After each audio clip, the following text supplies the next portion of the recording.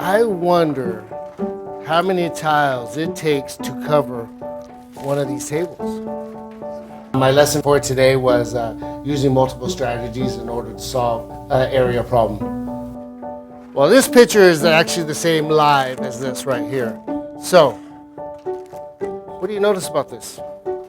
My lesson goal was really to use, to see if I can get groups to use more than one strategy to solve it. I wanted them to either be able to go from repeated addition to double digit, multiplication instead. Are you sure on that? Are you sure there's things?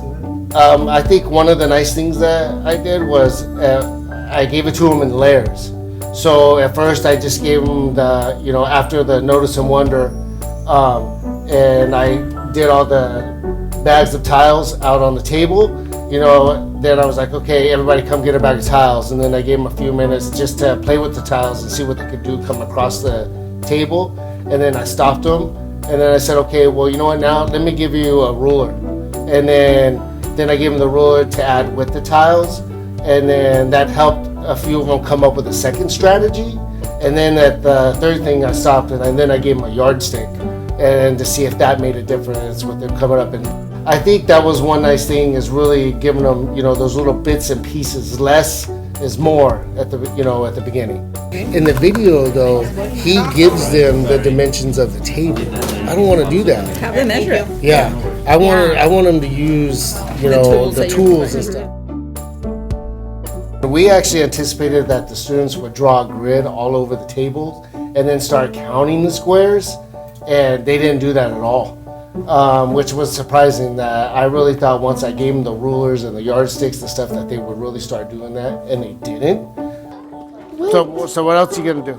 If 18 feet right here, we don't need this. We don't need this one. 18 feet right here, 18 feet right there. Add that. How many feet there? We can add that. What? It's like 18? So we have to figure out how much is right here. Yeah. And then that'll be over there.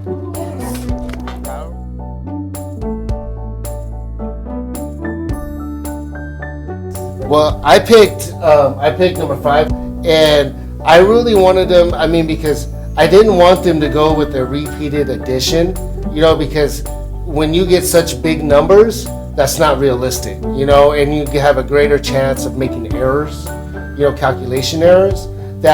So knowing the different strategies and being able to do double digit, or an area model, to solve double digit or the regular standard way. If you know the more ways, there's less calculation errors. So I really picked use the right tool that was best for you. Then we got 12 plus 6, and then we got 18, and then we did that. Couldn't find a third way? I think so. I think we can use this. What do you got? Let's use this. I think one thing that I needed to do during my lesson, because I saw one or two groups stop, I stopped in the middle of it and I gave a quick direct lesson on double digit multiplication. But I think the next move would be I did it in the standard algorithmic way. That would be to show them an area model, or me show different strategies, not just the one way that I was comfortable with. So that would be something I would need to improve on next time.